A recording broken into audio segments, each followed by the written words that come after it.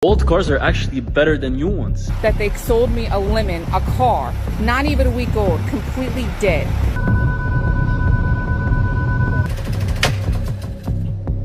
What the fuck? Millions of Americans are returning their brand new cars, and everyone knows why. A week-old Dodge dead on the highway. A 2026 Toyota with cruise control shutting off in Mississippi. A Jeep EV that turned into a brick overnight. Subscribe, because the dealership definitely won't tell you this. So I just bought this vehicle not even a week ago from the Dodge dealership on the expressway. I'm going about 50 miles an hour and it completely stops. Just dead in its tracks.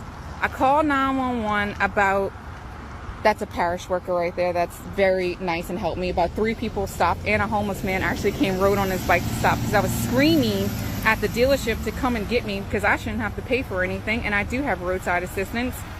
And I'm just very upset right now that they sold me a lemon, a car, not even a week old, completely dead. They sold me a car that's dead on empty, that needs an oil change, that had problems with the lights, and I had to wait 2.5 hours to get it fixed. All kind of stuff. I'm so mad at this dealership.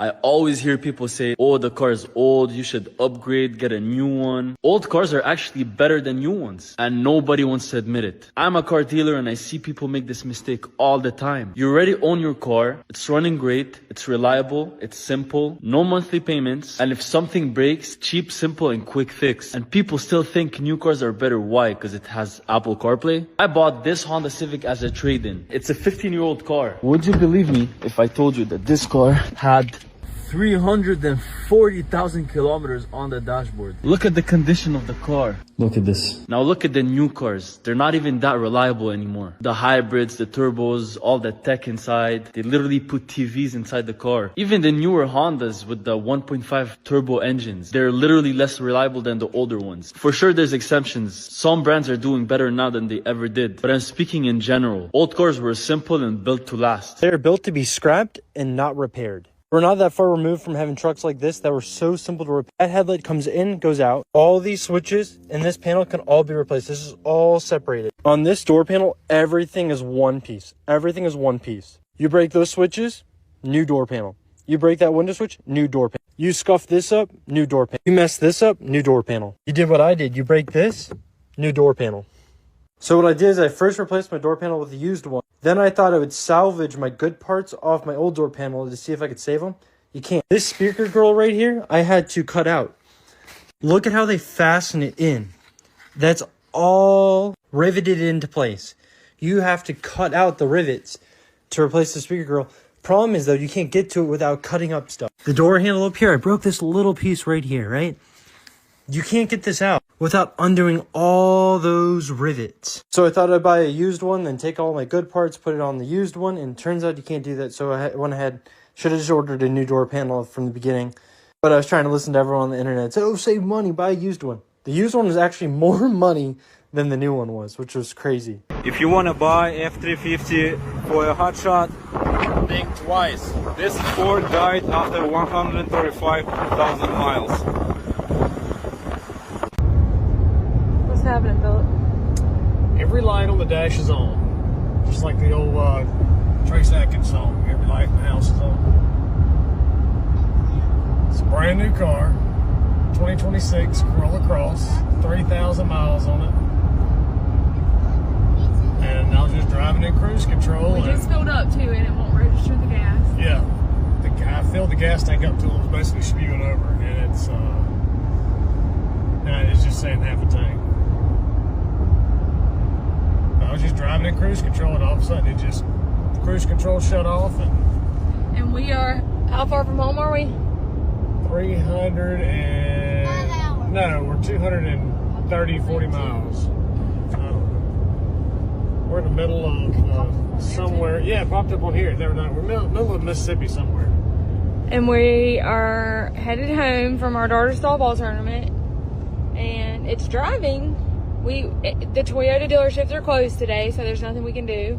Yeah, I took it to the Oxford Toyota place, and they just changed their service department hours to where they're not open on the weekends.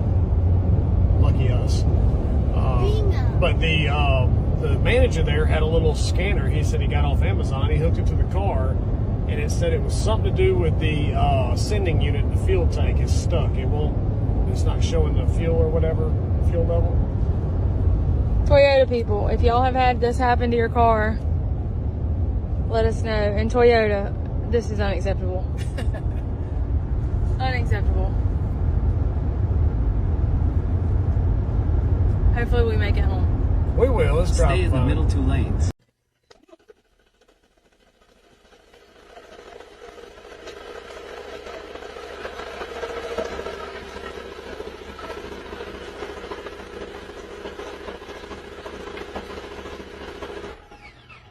I'm literally driving and it says the engine is off.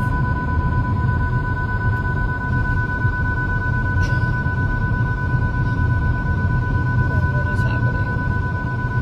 So I'm here to tell you that everything you hear about Hyundai being a terrible company and them not caring about their customers and them not standing behind their product, it's true. Hyundai's just garbage. It's trash. Do yourself a favor, get a Toyota. To be honest, Hyundai isn't the only one facing these kinds of problems. The same can be said of many automakers in 2026.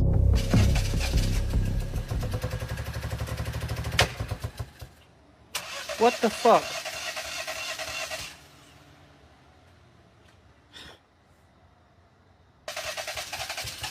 My car just randomly tries to start by itself.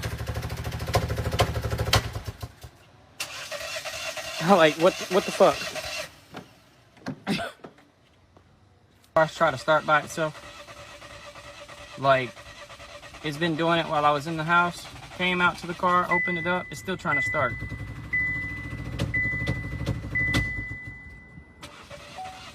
Like, what the fuck? So 2 days ago, I put away the Jeep Wagoneer S all-electric because I was done driving it for the day. I didn't plug it in, but it did have a half charge when I parked it right here. Well, it's now 2 days later, and yeah, nothing. So, dead, and even worse, I can't even plug in because I can't open that port. So, I think we have a problem here. So this isn't the new Jeep Wagoneer S. It is, in fact, the Jeep Wagoneer brick. Yeah, I have a call in, and hopefully they can give me a shortcut to figure out how to get this thing rolling again. But otherwise, they're just going to have to pick it up. Oh, well. I guess that's a potential downside of an all-electric. When it doesn't want to run, it really doesn't want to run. I'm not even gonna lie, guys. Chevy do better. This truck has 600 miles on it. Judging by looking underneath here, you would think it has 200,000. Wow. 600 miles on this 2500 ZR2. And half the truck's rusted. $85,000 for a pickup truck. More importantly, an F-150. This thing doesn't even have a V8. This is a V6 hybrid system. I mean, what could possibly go wrong, right? Oh, why is there two? Oh, nice. You have to have two reservoirs for the coolant. One for the batteries, one for the engine. That's not going to go wrong. And this is a platinum, and basically everything on the door panel, plastic, plastic, plastic, plastic, suede, leather. It's like, how cheap can you make this truck? You're charging $85,000. Plastic is unfinished. Look at that. Nice little ridge there. Like, that's some great build quality right there. If you were to spend $85,000 on a pickup truck, I probably wouldn't buy a Ford. Dare I say you go look at a Dodge? Those Dodge Limited interiors look really good. I mean, that screen is tiny for what this thing is.